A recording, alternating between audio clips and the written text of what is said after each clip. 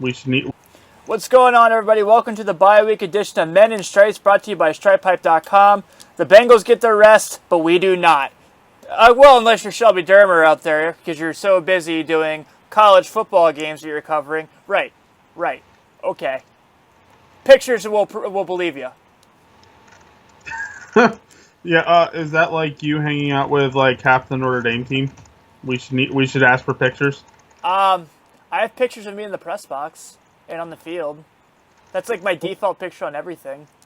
Well, you kind of are doing a podcast with Jimmy Clausen, so That's also true, yeah. we kind of have proof, undeniable proof there. Darn it! All right. So, that guy, it's Tim Dando here, as always, with the co-editor of StripePipe.com, our co-host on Men in Stripes, Mr. Matt Wilson, which, by the way, we've been doing this show for like a long time. I didn't know you prefer to be called Matt. You should have just told me. I don't care. I care.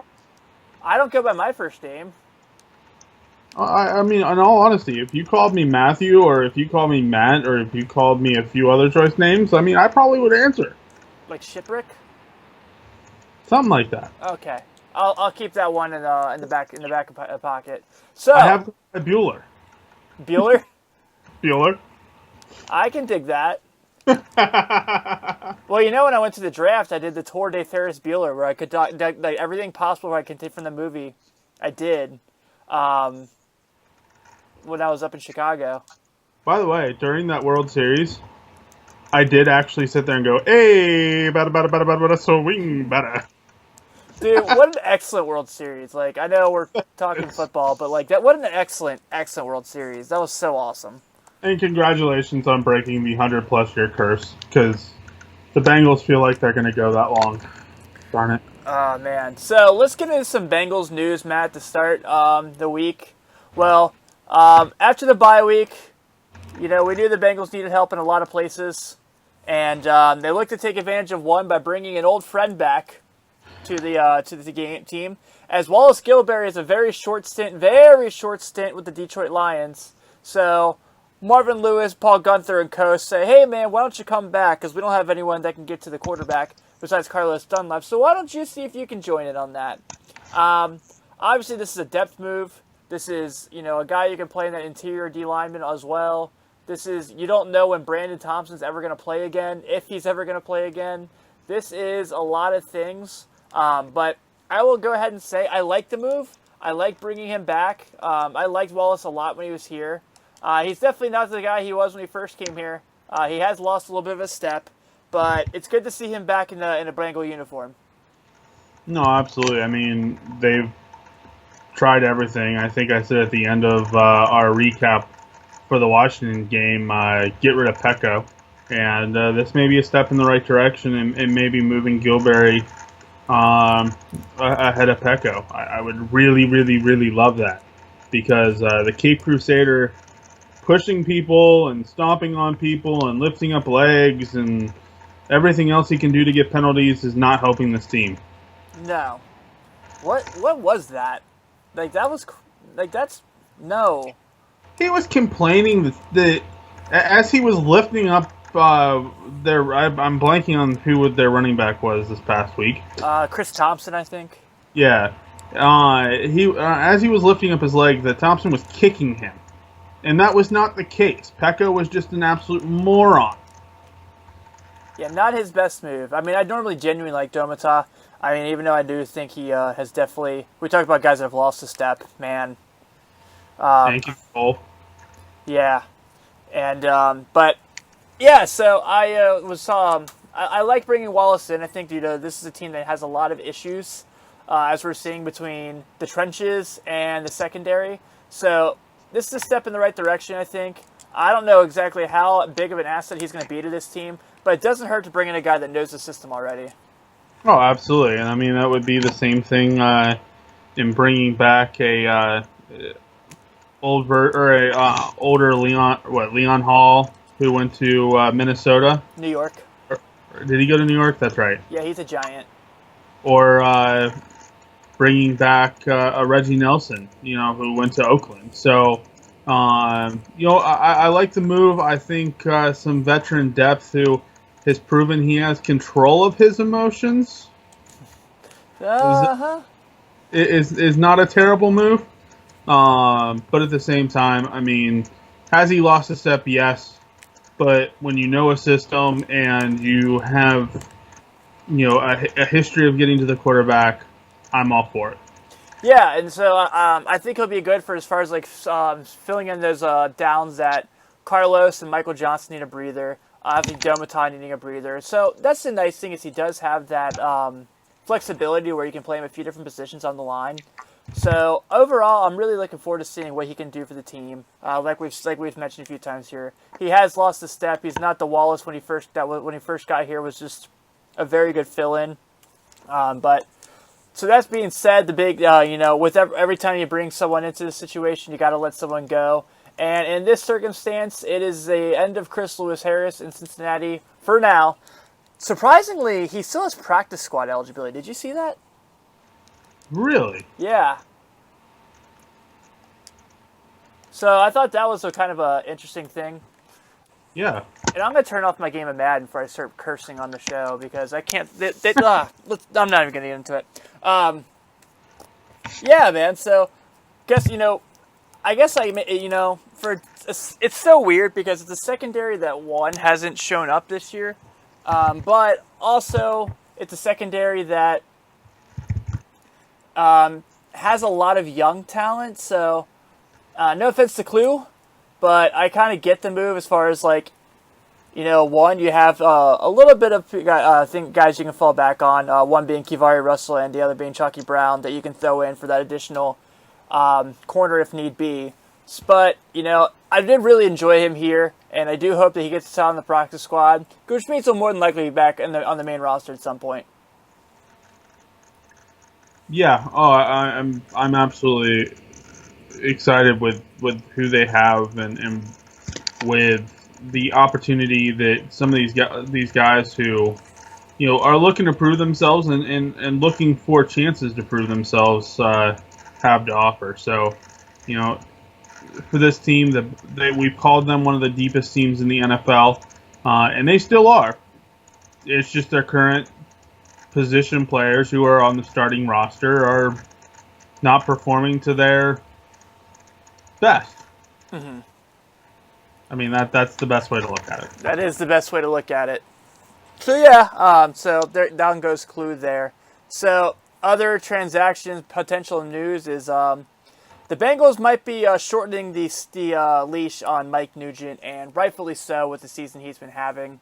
Hasn't been almighty fourth quarter Nuge for a little while. It has some, obviously we know he leaves 4 points on the board against the Redskins, and they tied. So Nugent really could have been a huge difference maker in this game. And then there's the losses, the field goals missed against Cleveland. It's just been a bad year for Nuge. But they bring in a couple guys. Randy Bullock being one of the biggest name on the list. Former NFL kicker, played for a couple franchises.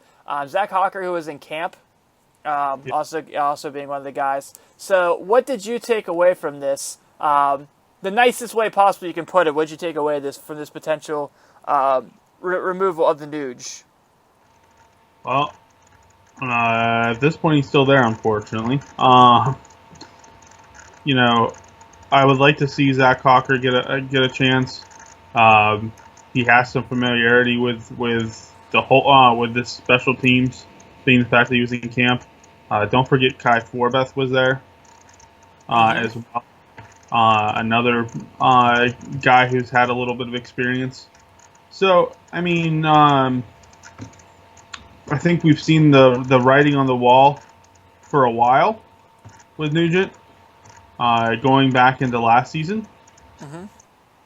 But at the same time, until he gets released, until a new kicker gets signed and something happens, Nugent is still the kicker of this team, and we still, week in, week out, complain about him. Yeah, we do. I've been a little more lenient on Nugent than most people, but this has kind of been my I'm with you guys year. And so, I don't know, man. I think truly if they go to Monday Night Football next week and they lose against the Giants, and it's like a 2-point game and he misses a field goal or something like that, Yeah, I think that might be that might be the straw over the camel's back when Marvin goes, all right, I've had enough. You've had enough. Yeah. Did you pick Madden back up again? No. Okay. No. Did you listen to the conversation? Are you even listening to what I'm saying? I'm trying to think why Shelby's missing this for an absolute blowout in Ohio or at OU. Because if they win this game, they're bowl eligible, son. That is true, and it is 27-10. And you know who's not bowl eligible? Notre Dame. Yeah, that's true too. You know who is still bowl eligible? Pitt, boy. Yeah, they are. They have a good game this week, man. Miami. That's gonna be fun. Oh, that's gonna be ridiculous because that's a great game right there. How can you lose by 2 points to Virginia Tech on a Thursday night? Come on.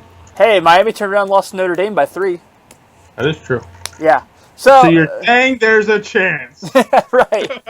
If Notre Dame can pull off winning 3 more games, which they've got Navy, Army, Virginia Tech, and USC, I'm not liking their chances, but if they can, I don't know. But back to the Bengals. So we touched on the transaction news is there.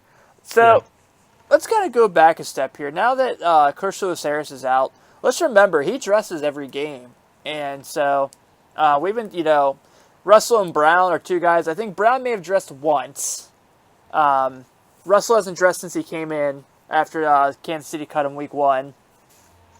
We know William Jackson's probably not going to be back this year, but he's getting healthier, from what reports say. Yeah. Does Brown or Russell do they start being able to dress with the 45? One team I'm kind of interested to see what Russell can bring. I mean, I know Brown's dressed, but there was a lot of I don't want to say promise, but I do. Like there was a lot of stuff that we saw in preseason that kind of excited a little bit about Russell coming in. There was a little bit of conversation that I'm trying to remember who they were kind of comparing him to.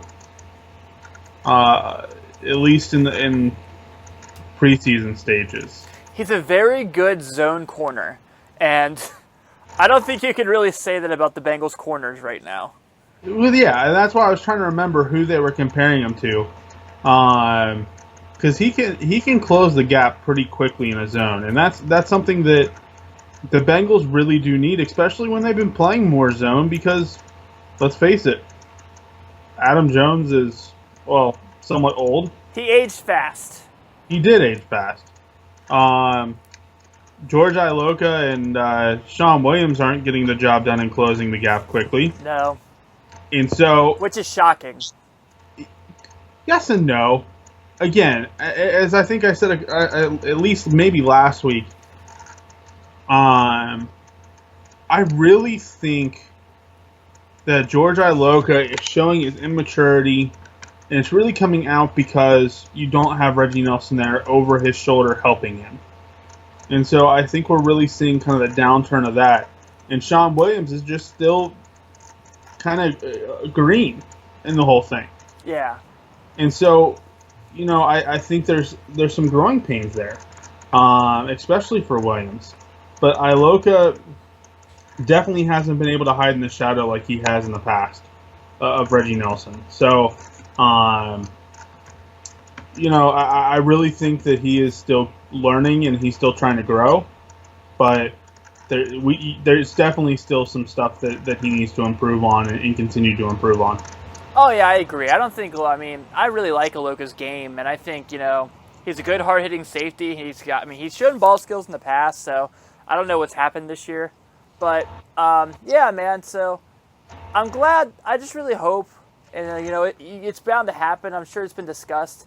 Like, we're not going to have Taylor Mays come back at some point, right? Like, he's not going to end up on this Bengals roster, is he? I'd rather sign the guy who just got cut by the Eagles for having a gun than having Taylor Mays back. Yeah. And I'll go ahead and say, I'd rather keep Mike Nugent and sign Josh Brown, honestly. Yeah.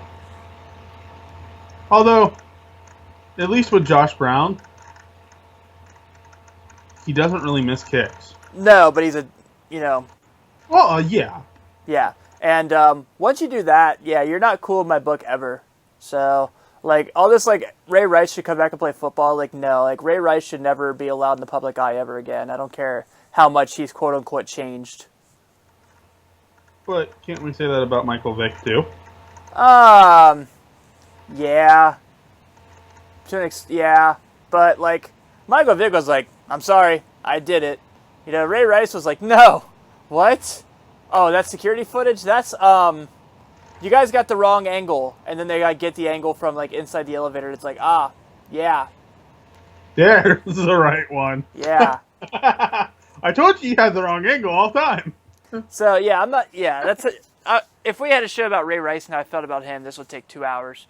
But I'm going to tell you who I do feel something about, and I'm pissed and frustrated and annoyed, is I'm really getting tired of these Marvin Lewis press conferences where he's so, like, bland. And I know it's been, like, 15 years of this, but, like, if you're the head coach, you don't just say, like, yeah, you know, we need to execute better, and we need to tackle better, and it's like, no crap, you need to tackle and execute better. You guys didn't definitely tackle well all offseason. Where is your secondary in this game? Why isn't Marvin Lewis burning his guys? Like, why isn't he getting on these guys? It's more or less just like, do better, do better, do better. And that's what it's coming off as, and that really frustrates me. For a team that's very, like, has a lot of talent, they're not a bad team, so they didn't just have this giant fall off because they lost Marvin Jones, Mohamed Sanu. Like, by the way, Marvin Jones has definitely come down to earth these past few weeks. I'm so annoyed by Marvin Lewis and his list. Like, yeah, you know, it's just not going our way right now, but we're gonna work on it. Like, no, Marvin, no. Like, I want a coach. Like, and now Belichick's the same way, but, you know, comparing Marvin Lewis to Bill Belichick is the most unfair thing in the world to Marvin Lewis. But I want a coach like, I want a coach who's going to tell it like it is. I want, like, Pete Carroll, like, who's like, yeah, we didn't play well, and this is why, and we're going to work on that, and I promise you we're going to get better at it. Like, that's the coach I want, and I haven't seen that from Marvin Lewis in a long, long time. You know what I'm going to call Marvin Lewis? People, let me tell you about my best friend. I mean, that's what he is. He's a player's best friend. And that's what he acts like. And that's kind of been his downfall as well as his biggest strength. I mean, if you look at the history, Bengals players have probably taken a little bit of a discount to stay with Marvin Lewis because he is their best friend.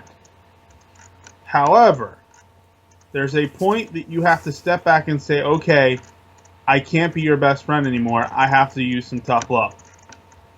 And we don't see that with him. And so for Bengals fans who know this potential of this team and know what they can do, to have a coach who basically is sitting there going, well, we just got to do better next week. Well, okay, this week wasn't our greatest. We gotta find ways to do better next week. Eventually, it's gotta stop being, we gotta do better next week, and it's gotta be, we will do better next week, and this is how. And I don't think we're getting that. Actually, I shouldn't say I don't think. I know we're not getting that from Marvin. And what kind of need to happen is one of these supposed coordinators, or even Paul Alexander, who happens to be the assistant head coach, needs to step up and go, listen, my guys aren't blocking for Dalton well. We need to improve that, and we're improving that by working on it through practice, and they need to get it through their head that this is their job. And if they can't do their job, we'll find somebody who can. Yeah, because they truly haven't done a bad job run blocking the past couple weeks. No, and that's the funny thing, is like they've adjusted themselves to be able to block and create holes, but they can't hold a block for an extended period of time. And, yeah, obviously, oh, man, the Bengals offensive line, we can go on for days about that. So, yeah, but That's my frustrating thing on Marvin Lewis, and I'm going to move from that. So we're kind of going through this pretty quick on the bye week. Let's kind of talk a little about the big game this week in the AFC North. Huge implications if the Bengals want to stand a chance at getting in the race and getting in the playoffs. The Ravens and the Steelers, we know what this game is each and every year. It's very physical. It's a fight, two teams that don't like each other. That group of three between Cincinnati. Oh, by the way, we should touch on this. I totally forgot about it. Your thoughts on Jamie Collins going to Cleveland? Is that really that relevant? Somebody going to Cleveland. The best 4-3 linebacker, outside linebacker in the league going to Cleveland? Yeah, that's pretty relevant. They also have one of the best offensive tackles in the game. They also had, or they have had, he continues to get injured now, but they have had one of the best corners in the game. And now they have one of the best supposed linebackers in the game. There's no supposed. He is one of the best linebackers in the game. But then again, he's also going to Cleveland. Yeah, I get that. But if the Browns, that could be a guy the Browns could anchor their defense around if they can get talent there. And Nassib and Agba have done pretty well in their rookie years. I'm not saying that they're going to go compete with the other three teams by any stretch yet, but something to look at, man. I think that's a good move for Cleveland moving forward. No, I mean you definitely have to think Hugh Jackson is trying to do something to bolster that defense. But at the same time, how I'm looking at it is, okay, fine. You got a guy who can bolster, but what about us continuously talking about how Joe Hayden was going to be the next guy they build their team around? How about when they've sat there and said that Johnny Manziel was going to be the next great quarterback in the NFL? We've heard this story before. Now can they execute it? That's going to be the key. Yeah, I like to move for the Browns. I won't like seeing Jamie Collins twice a year if they do actually re-sign him because this is his contract year. But yeah, let's touch on the Ravens and Steelers real quick. Obviously, Baltimore's been down since their undefeated start to the year, and Pittsburgh's been down and weird and had a weird up and down season so far. Even since Le'Veon came back, I think they've won one game, if I'm not mistaken. So maybe two. This is a very interesting matchup. We know that in this game, the records, they don't matter. You can be 0-6 and the other team be 6-0, and the 0-6 team still might pull off a win by a field goal in this game. But, the big stories in this one, definitely number one, Ben Roethlisberger is going to look like he's going to play this week because, an injury report for Ben Roethlisberger is not a miraculous comeback. It's Ben Roethlisberger and the Steelers are very overdramatic, and they make it seem like he's going to be hurt forever, and he's always back. Oh, he's out for the season. Oh, he's playing next week. Those kind of things with him. So, that's a big story. I think Mike Wallace is going to ball out this week, man. I think that he's really looking forward to going back to Heinz Field in a Ravens uni, and he's ready to go out there and make some plays for Flacco and that crew. And we obviously know that Steelers have not done too hot on the defensive side of the ball, and Terrence West, sneakily, has been a pretty good running back for the Ravens in these past few weeks. All I want to see, much as I hate the Ravens, yep. All I want to see is Ben Roethlisberger complaining about getting hit on every single play. I want to see them just beating him up. I would love it because Ben Roethlisberger is the biggest crybaby, the biggest attention hog. Oh yeah, and by the way, for Mike Wallace, I don't know because Andrew Whitworth said this week that Mike Mitchell is just as bad, if not worse, than Montez Perfect. I agree. Oh, I fully agree too. But you know what that means? Mike Mitchell is going to have to go prove himself, and he's going to make a legal hit on somebody who's an important player, aka Mike Wallace, and try to basically injure him and prove, how supposedly good he is when he's terrible. Did you see what Steve Smith said? I think it was last year about Mike Mitchell. It was on ESPN actually. He there was one of the games last year. Like Mike Mitchell hit him, and he's like, I didn't think Mike would do me like that, considering we were teammates for so long. Yeah. Oh yeah. But Mike Mitchell is complete and utter. Well, yeah, he's dirty. I told you he went to my middle. He was supposed to go to my high school and like got transferred to another school, and got their state championship vacated.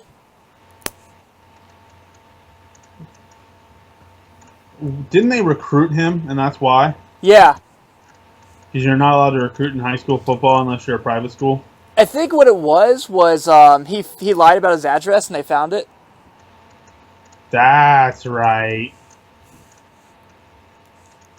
That's Yeah. absolutely right. Yeah, like one of my buddies is a coach over at that school, and like he poached him, and even he's a diehard Bengal fan. He's like, that kid, he's ridiculous. So, back to the game. I think Baltimore's got to get healthy. Obviously, I don't know if Ronnie Stanley's going to be back or not for this week, but that's going to be huge, especially going against James Harrison, who is ageless apparently. Oh yeah. And then Stephon Tuitt, obviously, having another decent year in Pittsburgh as well. So that's going to be big. I think because it's a home game, I like Baltimore to win the game. This isn't me being hater Steeler, because I've picked the Steelers in this game, on this show quite a few times and been wrong once or twice about them. But I think that Baltimore's just going to Baltimore knows they got to stay alive, and I think that they'll win this one. And for the Bengals' sake, we better hope that the Ravens win this one so they can stay in the race. Yeah, I mean, well, let's put it this way, and that is the Ravens won both games last year. Yep. In fact, that was the 2 of 3 wins. I think the other one was against Baltimore, wasn't it? Didn't they go 3-3? Division? Ryan Mallett beat the Steelers last year. Yeah, I knew that. But didn't the Ravens win against Cleveland, and that's why they were 3-3? Wasn't all 3 wins, or three wins all divisions? Yeah. Okay. So, Baltimore has had, even in their bad years, they've had Pittsburgh's number. We've seen, and there's a stat out there, and I forget the exact numbers, but we've seen Pittsburgh consistently lose when Ben Roethlisberger makes a return. I believe they're below 500 in that stat when Ben Roethlisberger is making a return. And one thing we know is these guys in division games love to get to the quarterback. And they know about the torn meniscus. They're going to go after his knees all game long, because that's what they do. And by the way, Ronnie Stanley did return to practice yesterday, it looked like. Oh, good. So it looks like he may be good to go. And by the way, in case if anyone's betting on this game, the spread is even. Yes. Yes, it is. And actually, the funny thing about it is, according to MSN, the Baltimore Ravens hold a 52% chance of winning, only because it's at Baltimore. Yeah, I can see that. So, you're going with the Ravens also? Oh, I'm absolutely going with the Ravens. Awesome. So I think let's go ahead and go through and pick our wins for this week and pick our games. So we got Pittsburgh, Baltimore out of the way. Let's start with Thursday night. Currently playing as we're recording. The Falcons currently up 10-7. I think the Falcons continue to ride this victory. As much as I like the combination of Jameis Winston and Mike Wallace, I just think the Falcons' offense is just going to be too much right now. Mike Wallace. Mike Evans? Mike Evans, yeah. You're doing to me. All right.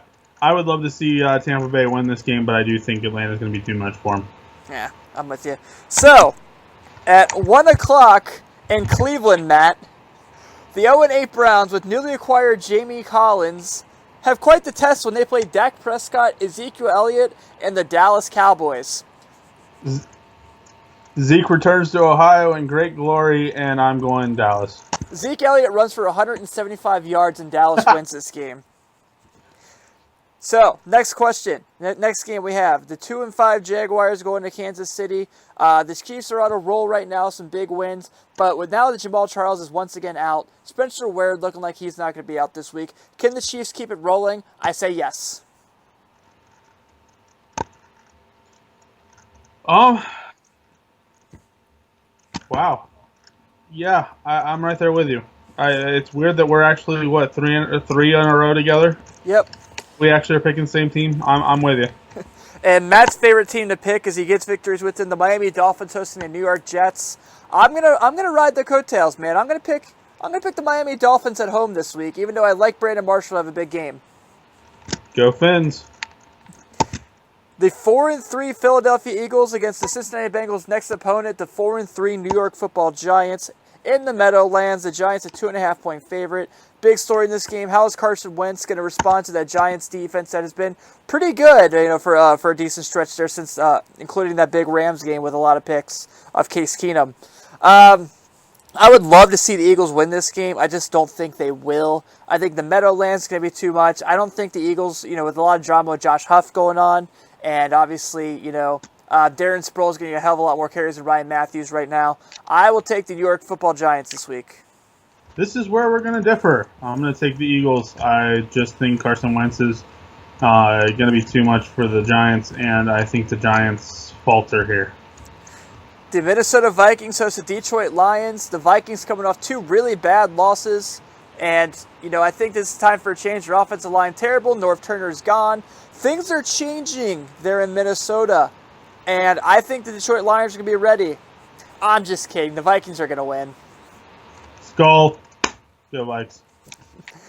Carolina Panthers and Cam Newton kind of getting hot again, having a really good defensive game last week against Carson Palmer. Go to L.A. to play the Rams. I think Cam's going to put on a show in L.A., and I think the Panthers are going to get this win. I'm actually against you again. I don't like the Panthers so far.